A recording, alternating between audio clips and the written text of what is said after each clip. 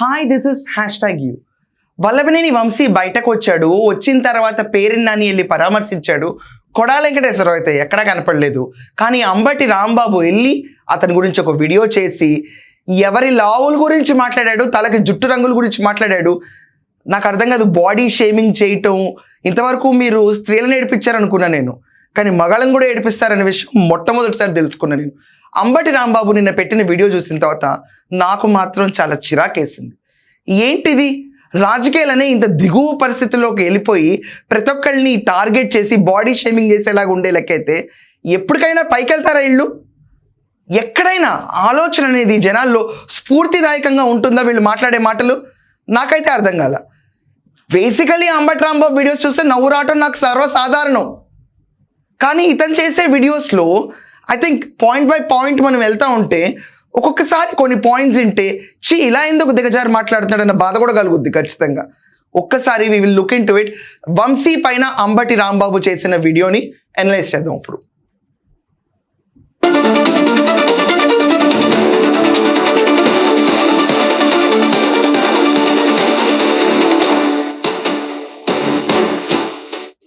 నమస్తే. సర్లే. వల్లభనేని వంశీ ఎట్టకేలకు చిట్ట చివరకు 140 రోజులు విజయవాడ సబ్ జైల్లో కారాగార వాసాన్ని అనుభవించి విడుదలయ్యారు. జగన్మోహన్ రెడ్డి గారిని కూడా నిన్న సతీ సమేతంగా వెళ్ళి కలిసి వచ్చారు.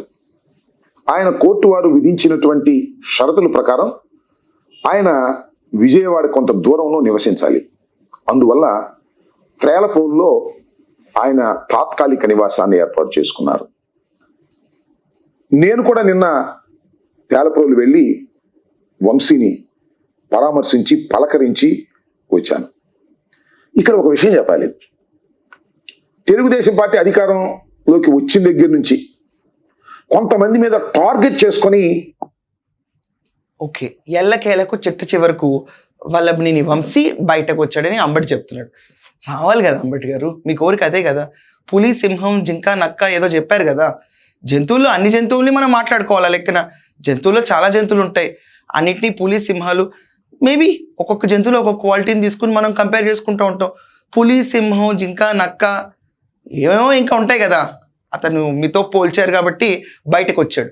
బయటకు వచ్చినంత ఎల్లకేలకు చిట్ట చివరకు ఎవరు చెప్పారు చిట్ట చివరికని? సిట్ వేసిన తర్వాత వల్లభనేని వంశీ పైన మళ్ళీ కేసులు కనుక బయటకు వస్తే అతని పైన ఇన్వెస్టిగేషన్ ఇంకా ఎక్కువ ఉంది. అండ్ ఆ పర్టికులర్ ఇష్యూ పైన కొత్త కేసులు నమోదైతే ఎల్లకేలకు మళ్ళీ జైలుకి వెళ్తాడు. చిట్ట చివరకు మళ్ళీ తిరిగి వస్తాడు. వెళ్తాడు, వస్తాడు, ఇది సర్వసాధారణం. ఇదంతా కాకుండా మైనుల దోచివేత విషయంలో, తవివేత విషయంలో సుప్రీంకోర్టులో అతని పైన ఇచ్చిన బెయిల్ ఏదైతే హైకోర్టు గ్రాంట్ చేసిందో దానిపైన ఆర్డర్స్ ఇంకా పెండింగే ఉన్నాయి. అప్పుడే ఎల్లకేలకు చిట్ట చివరికి ఎందుకు? ఇంకా అదంతా కాకుండా 140 చెప్తారండి ప్రతి ఒక్కళ్ళు. 137 చెప్పుకోవడానికి మీకు అందరికీ సిగ్గెందుకు వేస్తుంది? 1 + 3 + 7 = 11 మన గెలిచిన స్థానాలు. ఎక్కడ చూసినా వైకాపాని ఎంటాడుతున్న 11 నెంబరు. ఇది చెప్పుకోవడానికి మీరే సిగ్గుపడితే మళ్ళీ ధైర్యంగా సిగ్గు లేకుండా రాష్ట్రంలో ఎలా తిరగలుగుతాం? సిగ్గు పడకూడదు మనం. 137 మాట్లాడాలి. 11 స్థానాలే మాట్లాడాలి కాదా? తప్ప నేను అంటుంది ఏమన్నా? దానికి 140 ఏంటి కరెక్షను? 3 రోజుల ముందు విడుదలయ్యాడు కదా ఎల్లకేలకు చిట్ట చివరకు. దాంట్లో మీరు వెళ్ళి పరామర్శించడం, తను ఫోటోలు పెట్టడం మళ్ళీ గొప్ప. చెప్పపోయారా వంశీ? నేను అప్పుడు చెప్పాను, నువ్వు జైల్లో రంగు వేసుకోలేదు, నేను రంగు మానేశాను, రంగు సంగతి ఏంటని మాట్లాడి ఉండాల్సింది కదా ఒకసారి. ఎందుకంటే మన ప్రైమా ఫేషియల్ డిస్కషన్ దానిపైనే ఉంటుంది కదా ఇప్పుడు చూసినా. ఇంతకంటే మనకి ఏముంటుంది డిస్కషన్? లాస్ట్ టైం కూడా వల్లభనేని వంశీ రంగు వేసుకోలేదు, నేను రంగు మానేశాను. ఈ కబుర్లు తప్ప మనకి ఏమైనా ఉంటాయా? ఊసుబోని కబుర్లు అంటారు ఇవన్నీ. రాష్ట్రానికి ఏమైనా ప్రయోజనం ఉందా? ఒక ఇండికా కంపెనీయో లేకపోతే గోద్రేజ్ కంపెనీ వాళ్ళకు రంగులు డబ్బులు పెరగడం తప్ప. లోకేష్ కక్షపూరితంగా వ్యవహరించాడు. అబ్బా, దానిలో ఒకరు వల్లభనేని వంశీ. వల్లభనేని వంశీని ఏ విధంగా అయినా సరే హింసించాలి, ఎలిమినేట్ చేయాలి అనేటువంటి ప్రయత్నాలు కూడా జరిగినటువంటి విషయాన్ని. వల్లభనేని వంశీని హింసించాలని లోకేష్ ఎందుకు అనుకుంటాడు? నాకు అర్థం కావట్లేదు. నాకు నిజంగా అర్థం కావట్లేదు. అది ఓడిపోయిన మనిషి కదా. గన్నవరంలో గెలిచేది టీడీపీ స్థానిక బలం వల్ల. ఇప్పుడు టీడీపీ కంచుకోటది. కంచుకోటలో ఎవరి నుంచో పెట్టినా గెలుస్తారు. దానికి వల్లభనేని వంశీ ఓడిపోయి ఒక మూల కూర్చుని ఎందుకు పనికి రాకుండా అసెంబ్లీకి వెళ్ళలేని పరిస్థితిలో ఓడిపోయిన ఒక ఎమ్మెల్యేని చూసి ఎవరైనా కక్ష ఎందుకు కడతారు? నాకు నిజంగా అర్థం కావట్లే. ఏముంది అక్కడ కక్ష కట్టే అంత? పోనీ మీరు అందరూ భ్రమించి జగన్మోహన్ రెడ్డి చెప్పిన అందగాడిలాగా మీరు అనుకుని కక్షలు కడతారు అనుకుంటున్నారా? Do you think it's silly? నాకు నిజంగా సిల్లీ అనిపిస్తుంది. కక్ష ఏంటి? వాళ్ళ మదర్ పైన అన్నయ్యో వాళ్ళు లేకపోతే ఏమన్నా అన్న వాటి మీద వాళ్ళు ఏమైనా కేసులు పెట్టారా? పోండ్రా అల్ప బతుకుల్లారా అని వదిలేశారు. ఇక్కడ ఈ రోజు దాకా వాటిపైన ఎక్కడైనా కేసులు వచ్చిన దాఖలాలు కనిపించినాయా? లేకపోతే మీరు కూడా జైల్లోనే ఉండేవాళ్ళు కదా మాట్లాడినందుకు ఫ్లోర్ ఆఫ్ ద హౌస్లో. తెలీదా అంబటి గారు మీకు ఇవన్నీ? తెలుసు కదా. తెలిసినా కూడా ఏదో ఒక కంటెంట్ సృష్టించాలి. కొత్తగా అంబటి గారు ఏం చేస్తారంటే రోజుకు 3-4 వీడియోలు పెట్టేయటం. అదేంటో పాపం 2000-3000 కూడా దాటిస్తావు వీడియోలకి. నాకు అదేంటో చాలా బాధగా ఉంది. ఒక వీడియో బాగా వెళ్ళింది అనుకున్న వెంటనే రెండో రోజు వ్యవసాయం చేయడానికి వెళ్ళిపోయాడు ఆయన. దాంతో నేను మీకు ప్రత్యేకంగా చెప్పవలసిన అవసరం లేదు. ఎట్టకేలకు ఒక ఫాల్స్ కేసులో సత్యవర్ధన్ అనేటువంటి వ్యక్తిని కిడ్నాప్ చేశారనేటువంటి ఒక ఆరోపణతో వంశీని అరెస్ట్ చేశారు. 140 రోజుల పాటు వంశీ సబ్ జైల్లో గడపవలసిన పరిస్థితిని క్రియేట్ చేశారు. ఆ ఒక్క కేసే కాదు, సుమారుగా 11 కేసులు పెట్టారు. కేసుల్లో కూడా 11, రోజుల్లో కూడా 137, మనకు వచ్చిన స్థానాలు 11. ఏంటండి బయట ఎవరినోనండి, నాకు తెలీదు ఆ క్యాండిడేట్ పేరు ఎవరో తెలీదు, ఎవరిని అంటున్నారో ఇలా ఎవరినోనండి, ఎవరిని అంటున్నారబ్బా, 11 రెడ్డి అని పిలుస్తున్నారండి ఎవరినో. నాకైతే తెలియట్లే ఎవరు ఆ 11 రెడ్డి అని. బై 11 రెడ్డి అంటున్నారు ప్రతి ఒక్కళ్ళు చూసి. ఎవరో మరి ఆ 11 రెడ్డి నాకైతే తెలీదు. బట్ ఎనీవేస్ 11 కేసులు పెట్టారు. ఆరోపణలు కాదు, సీసీటీవీ ఫుటేజ్లు కూడా వచ్చినాయి. సత్యవర్ధన్ని కిడ్నాప్ చేశాడు. మన పక్కనున్నాడు కిడ్నాప్ చేస్తే ఒకసారి ఫాటన్ కొట్టి ఎందుకు చేస్తున్నావు ఈ పనులు? ఎస్సీ క్యాండిడేట్ తప్పుడు వాంగ్మూలాలు ఇవ్వడం ఏంటి? నీకు ఫ్యూచర్ ఉంటుందా? రెండోసారి ఎన్నికల్లో వెళ్దామంటే మొహం ఉంటుందా అని చెప్పడం పోయి ఆరోపణలు అంటే ఏంటి? సీసీటీవీ ఫుటేజ్ దొరకలేదా? సత్యవర్ధన్ ఎక్కడున్నాడు? వంశీ ఇంట్లో ఉన్నాడు. ఎందుకు తీసుకెళ్లారు? భోజనం పెట్టడానికి తీసుకెళ్లారా? విచిత్రమైంది ఏంటంటే చివరిలో ఒక మైనింగ్ కేసు పెట్టారు. ఎందుకంటే బెయిల్ వచ్చేసింది, ఇక రిలీజ్ కాబోతున్నాడు అని తెలిసిన తర్వాత మైనింగ్ కేసు పెట్టి దానిలో పీటీ వారెంట్ వేసి నిలువరించేటటువంటి ప్రయత్నం చేశారు. వంశీ తెలుగుదేశం పార్టీలో ఉన్నప్పుడు నకిలీ పట్టాల కేసు ఒకటి రిజిస్టర్ అయితే ఆ కేసుని ఛార్జ్షీట్ పడేశారు, దానిలో వంశీని రిమూవ్ చేశారు. అయినా సరే ఆ కేసును మళ్ళీ తోడి దానిలో ముద్దాయిగా చూపించి పీటీ వారెంట్ వేశారు. ఇది మోస్ట్ ఇల్లీగల్, అనైతికం కూడా. ఒక మాట ఇక్కడ చెప్పాలి, చంద్రబాబు నాయుడు గారు ఆ కేసు గురించి మాట్లాడుతూ ఇది ఫాల్స్ కేసు, అవసరమైతే నేను గవర్నర్ దగ్గరికి వస్తాను, ఎంఆర్ఓ మీద యాక్షన్ తీసుకోవాలి కానీ వంశీ మీద ఎలా తీసుకుంటారు అని ప్రగల్భాలు పలికిన ఆయన ప్రభుత్వమే మళ్ళా వంశీని ఆ కేసులో అరెస్ట్ చేసి నిర్బంధించాలనే ప్రయత్నం చేయటం ఎంత అనైతికమైన చర్యో ఒకసారి మీరు ఆలోచించండి. కావాలని తప్పుడు కేసు పెట్టారు. నా దగ్గరకు వచ్చినప్పుడు చెప్పా, ఎందుకు వంశీ నువ్వు భయపడతావు అని అడిగా. పేదవాళ్ళకి ఇంటి జాగాలు, గవర్నమెంట్ పాలసీ, కావాలని ఫోర్జరీ చేశారని కొంతమంది కేసులు పెట్టి వాళ్లే డ్రాఫ్ట్ పంపించారు. ప్రైమా ఫేషియా ఇన్వెస్టిగేషన్లో వల్లభనేని వంశీ పేరు రాలేదు కాబట్టి చంద్రబాబు నాయుడు గారు ఆ మాట అన్నారు. లోతుగా తవ్వితే ఈ క్యాండిడేట్ తన పేరే తీయించేసుకున్నాడు. ఈ candidate is the main culprit in doing this. నకిలీ ఇళ్ల పట్టాలు పంచిపెట్టడం ఏంటి, గవర్నమెంట్ ఫ్యాక్సెస్ని ఫ్రోజరీ చేయడం ఏంటి, స్టాంప్స్ని ఫ్రోజరీ చేయడం ఏంటి, అసలు గవర్నమెంట్ వ్యవస్థను దుర్వినియోగపరచడం ఏంటి, ఎంఆర్ఓ ఆఫీస్ కింద అడ్డా కింద పెట్టుకుని డబ్బులు దున్నుకోవడం ఏంటి, అసలు మైనులు తవ్వివేతలు ఏంటి, అసలు వల్లభనేని వంశీ నీకు ఇంత ఆస్తులు ఎక్కడి నుంచి వచ్చినాయి, నీకు ఇది వరకు ఉన్న ఆస్తులు ఎంత, తర్వాత నీకున్న స్తోమత ఎంత, ఈ రోజు నువ్వు బతుకుతున్న స్థాయి ఎంత, ఇవన్నీ మాట్లాడడం మర్చిపోయావేంటి? కాబట్టి మాట్లాడాలి కదా ఇవన్నీ. నీ ప్రాబ్లం ఏంటి? వైఎస్ భారతిరెడ్డిని చేబ్రోల్ కిరణ్ తిట్టాడే అనుకో, ఇమ్మీడియట్గా యాక్షన్ తీసుకున్నారు కదా చంద్రబాబు నాయుడు గారే. తీసుకుంది చంద్రబాబు నాయుడు గారే కదా, అన్నది వైఎస్ భారతిరెడ్డినే కదా, తీసుకెళ్ళి జైల్లో పెట్టించారు కదా. ఛార్జ్షీట్ హుటాహుటిన నువ్వే నీ వీడియోలో చెప్పావు, చేయించేశారు కదా, ఫైల్ చేయించారు కదా. ఫైల్ చేయించి ఎక్కడన్నా కనిపిస్తున్నాడా చేబ్రోల్ కిరణ్? అదే రకంగా వల్లభనేని వంశీని తీసుకెళ్తే చంద్రబాబు నాయుడు గారి నైజం ఇది. ఒకవేళ లోతుగా వెళ్ళి తెలుసుకుంటే కల్ప్రిట్ ఒకప్పుడు మనవాడైనా ఇప్పుడు మనవాడైనా తీసి లోపలేసి తొక్కుతాం అన్న నినాదాలు ఆయన ఇస్తున్నట్టు నీకు కనిపించట్లేదా? ఒక సీరియస్ పొలిటీషియన్కి, ఒక వన్ టైం పొలిటీషియన్కి తేడా తెలియకుండా బతుకుతున్నావా అంబటి నువ్వు? ఎక్కడన్నా కొంచెమన్నా మైండ్ ఉందా మాట్లాడేటప్పుడు? I'm really not able to understand. ఒక డీప్ ఇన్వెస్టిగేషన్లో వెళ్ళి వల్లభనేని వంశీ ఒకవేళ బయటపడితే అతన్ని తీసి అతన్ని విచారించరా, వదిలేస్తారా? జత్వానీని ఎలా తీసుకొచ్చారు మీరు అందరూ? ఎలా తీసుకొచ్చారు? ఒక్క రిజిస్ట్రేషన్ అమ్మాయి ఏదో తప్పు చేసిందన్న ఆరోపణ మీద హుటాహుటిని తీసుకొచ్చారు. నకిలీ ఇళ్ల పట్టాలు పంచిపెట్టి ఎలక్షన్లో గెలిచినండి కస్టడీలో ఉంచుకు ఎక్కడ ఉంచుతారు? ఎక్కడ ఉంచుతారమ్మా? జోకులు వేయడం ఆపాలి కొంచెం. పని చేయాల్సిన నిన్ను కాదు, ఆ ఎంఆర్ఓని పని చేయాలా, ఆ ఎస్ఐని పని చేయాలి తప్ప నిన్ను కాదు. అవసరమైతే గవర్నర్ దగ్గరికి వస్తా, నేనే ప్రెస్ కాన్ఫరెన్స్ పెడతా. వీటన్నిటికీ ప్రధానమైన కారణం లోకేష్ గారు, చంద్రబాబు నాయుడు గారు కుమారుడు. అది తెలుసులే. పగబట్టాడు వంశీ మీద. పగ దేనికి పట్టాడో మనం ఒక్క విషయాన్ని ఇక్కడ చర్చించుకోవాలి. వంశీ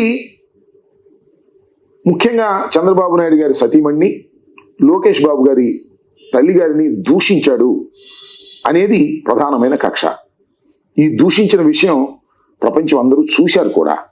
ఈ దూషించడానికి రీజన్స్ ఏమంబట్టి చేబ్రోల్ కిరణ్ దూషించాడు అనగానే అరెస్ట్ చేశారు కదా. మీ దాంట్లో దూషించినప్పుడు నీతో సహా ప్రతి ఒక్కళ్ళని బొక్కలో వేసేసి ఉంటే ఆ రోజు చాలా న్యాయం బాగుంది అనుకునేవాళ్ళు కాదు కదా. ఖచ్చితంగా బాగుంది, గవర్నమెంట్ చాలా బాగా వెళ్తుంది, స్త్రీల పట్ల పిచ్చి పిచ్చిగా మాట్లాడితే మక్కలు ఎరగదీస్తున్నారని చెప్పి సంకేతం ఇచ్చి ఉండేది కదా. చంద్రబాబు నాయుడు గారి వైఫ్కే భద్రత లేదంటే సామాన్యుడి వైఫ్కి ఎక్కడ భద్రత ఉంటుంది? మహిళలకు ఎక్కడ భద్రత ఉంటుందని కాదా నీ ప్రభుత్వాన్ని తీసి కింద కూర్చోబెట్టింది? రెండోది, ఇక్కడ 2 సార్లు చెప్తావేంటి? చంద్రబాబు నాయుడు గారి భార్య, లోకేష్ గారి అమ్మ అని చెప్పి ఇద్దరూ ఒకళ్ళే. బై లైన్స్ స్లాంగ్ లైన్స్ ఆపు. ఇద్దరూ ఒకళ్ళే. లోకేష్ గారి అమ్మ అయినా ఒకటే, చంద్రబాబు నాయుడు గారి భార్య అయినా ఒకటే. మీ నాన్నగారి వైఫ్, మీ మదర్ ఒకళ్ళే. నీకైనా అంతే, ఎవరికైనా అంతే కాదా? దీని ఎందుకు ఈ లాంగ్వేజ్ 2 ఎక్స్ప్లెయిన్ చేయడం? ఇలా మాట్లాడే అసెంబ్లీలో అంబట్టి నీ వాల్యూ నువ్వు కోల్పోయావు. నువ్వు మాట్లాడలేదా? అప్పుడు జుట్టుకు రంగు వేసుకుని మాట్లాడేవాడివి. నీకు ఇలా చెప్తేనే గుర్తుంటాయి కొన్ని. మర్చిపోయావా? ప్రేరేపిస్తే మాట్లాడతారా? అలాగే చేబ్రోల్ కిరణ్కి చాలా సిచ్యువేషన్స్ ప్రేరేపించి మాట్లాడాడంటే మీరు ఒప్పుకుంటారా?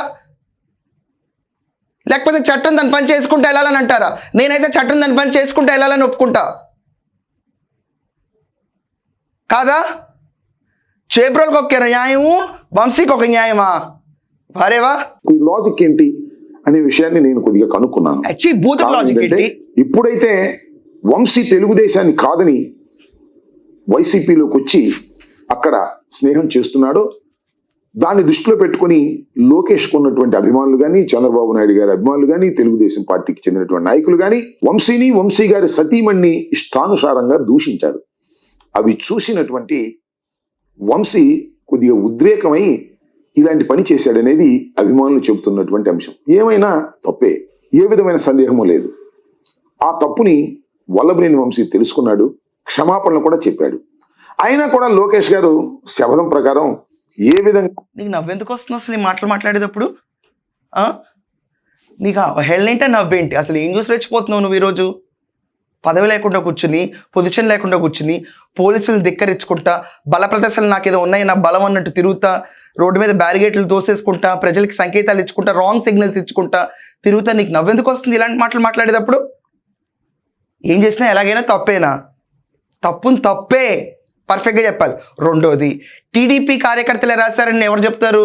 వైకాపా కార్యకర్తలు కూడా చేస్తారు కదా. మన జగన్మోహన్ రెడ్డి చెప్పాడు కదా మా అందరికీ, టీడీపీ సింపథైజరే టీడీపీ మీద కోపం తెచ్చుకుని రప్పా బోర్డులు పెట్టి నరుకుతా అన్నాడు, మంచిదే కదా అని చెప్పి.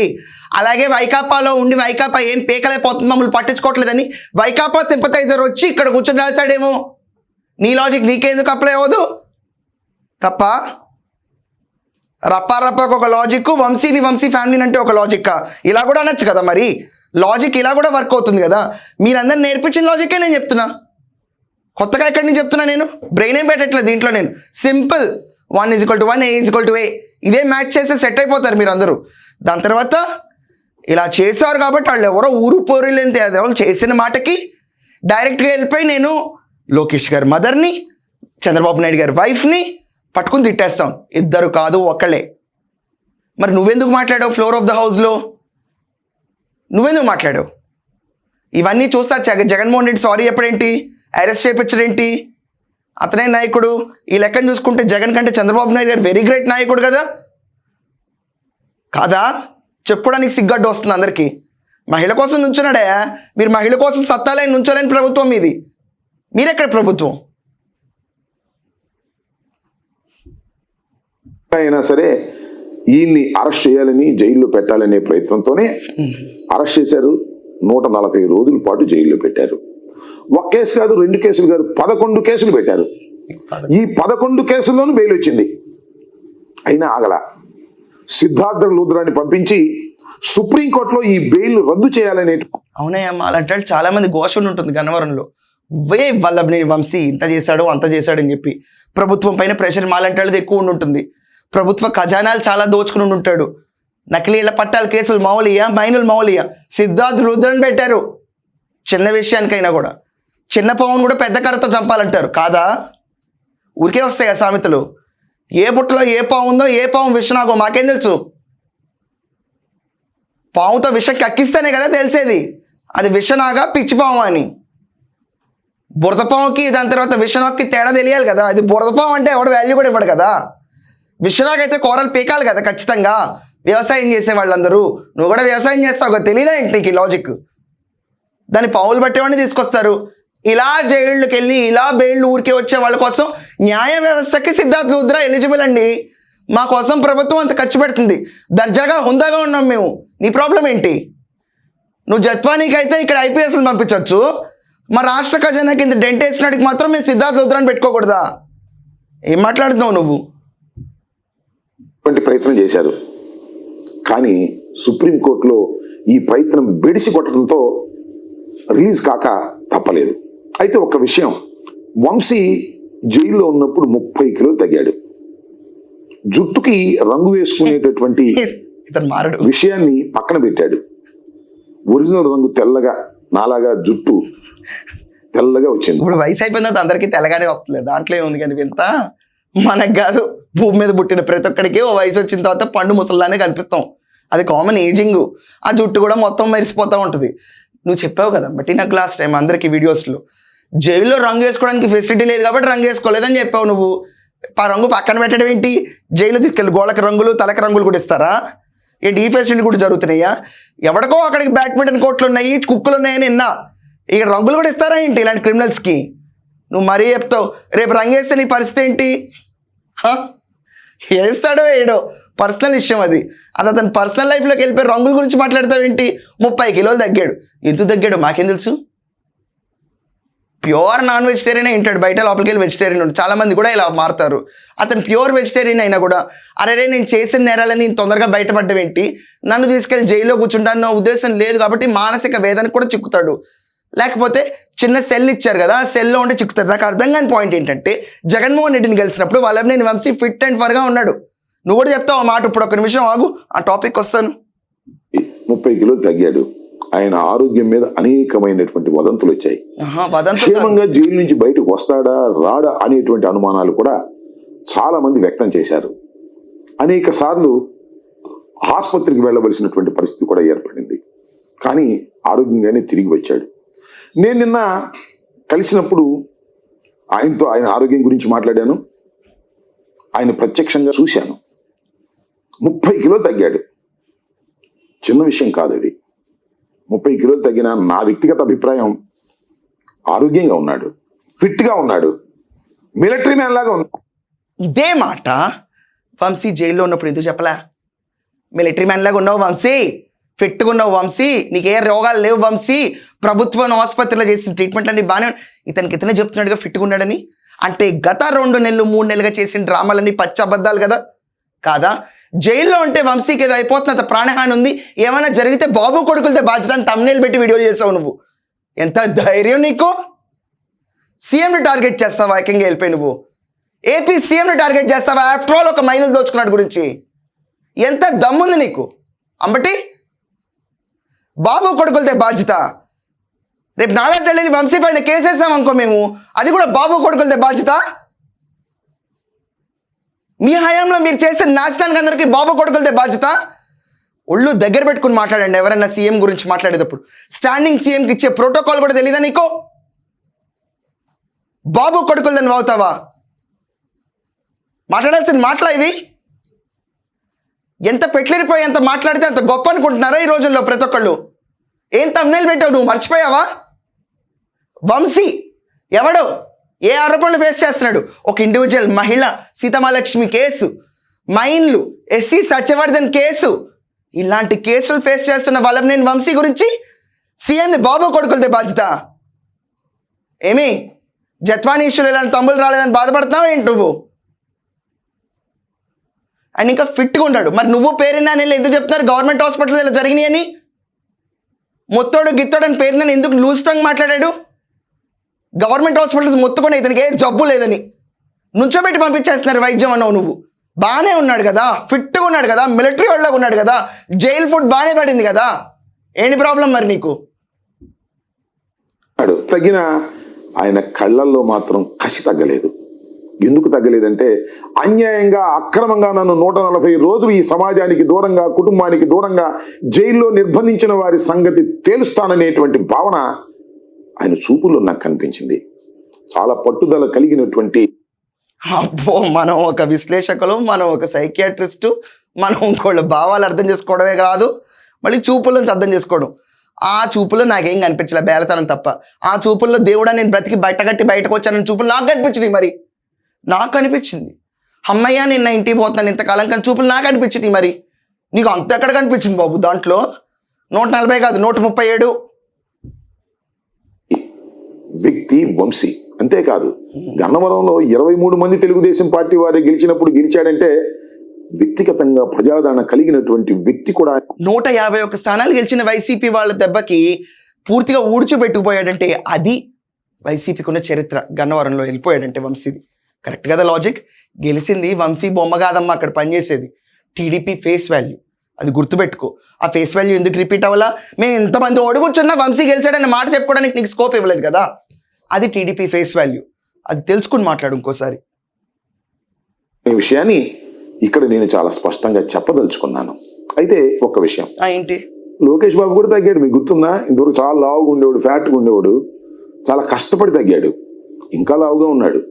నిజం చెప్పాలి అంటే ఆ లావును అంబటి బాబు కూడా లావుగానే ఉండేవాడు. ఒకప్పుడు సంక్రాంతికి డాన్స్ వేసినప్పుడు పొట్టు ఉండేది, మీకు గుర్తుందా? ఇప్పుడు కూడా కొంచెం తగ్గాడు, తగ్గలేదు అంబటి, మరి నాకైతే గుర్తులేదు. చూస్తుంటే తగ్గినట్లేడు. మరి హెల్త్ మెయింటైన్ చేయాలి అంబటి. ఉట్టి వంశీ తగ్గితే ఎలా? నువ్వు కూడా తగ్గాలి. లోకేష్ దాకా తీసుకొచ్చావు కదా, లోకేష్ బరువు తగ్గాడేమో, కానీ మేమందరం ఒకటి ఎక్స్పెక్ట్ చేస్తున్నాం దగ్గర నుంచి, పొగరు తగ్గద్దు లోకేష్, పొగరు తగ్గద్దు.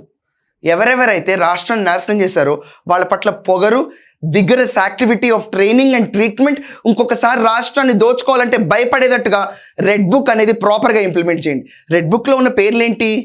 అన్యాయం అక్రమాలు ఎవరు చేశారని జనాలు చెప్పి నోట్ చేసుకుంది. మరి ప్రాపర్గా యాక్షన్ తీసుకుంటేనే కదా గవర్నమెంట్ శబాష్ అనేవాళ్ళు. కాదా? లావుల దాకా వెళ్ళిపోతున్నావు కదా. బట్ ఈరోజు నువ్వు మన లావు ఏంటి మనం చూసుకోవాలి కదా. మనం ఫోటోలు తీసుకుంటే ఎలా వస్తామో కూడా చూసుకోవాలి కదా. అవి ఉండవు మనకి. Body షేమింగ్లో expert. మొగాళ్ళ దగ్గర కూడా పడిపోయారు చివరికి మీరందరూ. ఇచ్చేటటువంటి బాధ్యతని ఖచ్చితంగా వంశీ తీసుకుంటాడని నేను భావిస్తున్నా. ప్రభుత్వాలు శాశ్వతం కాదు. ప్రభుత్వాలు మారిన తర్వాత లోకేష్ బాబు కూడా బరువు తగ్గవలసిన అవసరం. ఎవరిక నెక్స్ట్ టైం మీరు గవర్నమెంట్లోకి వచ్చి అందరు బరువులు తగ్గించి అందరినీ హెల్త్ ఫ్రీగా ఉంచడమా? వచ్చి రావాలి కదా. 151 నుంచి 11కి ఎందుకు పడ్డామో మనకు తెలియదు. వంశీ బయటకు వస్తాడో రాడో మీకు తెలియదు. వంశీ లోపల ఏం జరిగిపోద్దో మీకు తెలియదు. అసలు నెక్స్ట్ ఎవడు వెళ్తాడో మీకు తెలియదు. అసలు ఎవరు వీడియోలు తీసే వాళ్ళు లోపలికి వెళ్ళిపోతారేమో అని కూడా ఎవరికి తెలియదు. అసలు జగన్మోహన్ రెడ్డి పైన ఉన్న ఆరోపణలు ఏంటో ఎవరికి తెలియదు. లిక్కర్ కుంభకోణంలో ఉన్న మహా మేత ఎవడో ఎవరికి తెలియదు ఈ రోజు దాకా. ఇలా అన్నీ తెలిసేటప్పటికే అసలు మనం వస్తామో రామో అది ఎవడు తెలుసు. వచ్చిన తర్వాత నువ్వు బరువు తగ్గించాలా? ఏమ్మా ఏం మాట్లాడుతున్నావు నువ్వు? ఏంటి అసలు రోజు రోజుకి నీ ఆగడాలు ఎక్కువైపోతున్నాయి. బరువు తగ్గించాలంటే ఎవరికాళ్ళు బరువు తగ్గుతారు, లావుగా ఉంటారు. బాడీ షేమింగ్ చేసావు అనుకో, మనం చేయడానికి 1 ఏళ్ళు చూపిస్తే 10 ఏళ్ళు చూపిస్తూ ఉంటాయి. మనకి కొంచెం ఆలోచించుకుని మాట్లాడాలి. బాడీ షేమింగ్ చేసేంత సీన్ మనకు లేదు, కానీ ఓడిపోయే మూల కూర్చున్నప్పుడు అలా ఉండటం మంచిది. ఎనీవేస్, వంశీకి అంత సీన్ లేదు. దమ్ము ఉంటే వంశీని బయటకు వచ్చి ప్రెస్లో కూర్చుని నువ్వు చెప్పిన మాటలని చెప్పను. కళల్లో కసి కనిపించింది, నస కనిపించింది, పొగర కనిపించింది, విగర కనిపించింది అని చాలా చెప్తున్నారు కదా మీరు అందరూ. గ్రేట్. అదే వచ్చి వల్లభనేని వంశీని ప్రెస్ మీట్ పెట్టి లోకేష్ అంత చూస్తా అని చెప్పి ఒక ప్రెస్ మీట్ పెట్టమన్నప్పుడు నేను ఒప్పేసుకుంటాను. ఒక్క ప్రెస్ మీట్, ఒక్కటే ఒక ప్రెస్ మీట్ వల్లభనేని వంశీని వచ్చి పెట్టమను, కళ్ళల్లో ఆ పొగరు కసి అన్ని కనిపిస్తేమో నేను చూస్తే బాష్ అంబటి చెప్పిందంత నిజమేని ఒప్పుకుంటాను. అది చేసి తర్వాత లోకేష్ బరువు తగ్గించడం గురించి నువ్వు మాట్లాడడానికి రా, అందరం తగ్గుదాం. అప్పుడు ఆ చేయికి ముందు ఇలాంటి మాటలు నువ్వు చెప్పొద్దు, ఎందుకంటే నీ మాటలకి విశ్వసనీయత అనేది కోల్పోయావు. బాబు కొడుకులతో బాధ్యత పెట్టిన రోజే you have lost your value. ఈరోజు వంశీ గురించి నువ్వు చెప్పడం ఏంటి? వంశీని పెట్టమని వచ్చి ప్రెస్ మీట్, నీ దృష్టిలో పెద్ద పులి కదా, వచ్చి పెట్టమను. పెట్టి నేను లోకేష్ బరువు తగ్గిస్తాను, జైల్లో ఉన్న కసి పెరిగింది నాకు, నేను చూపిస్తాను నా తడక అని చెప్పమను. ఒక్క వీడియో చేస్తే ఒట్టుని ఆ రోజు నుంచి ఇంకా. That's it. Thank you.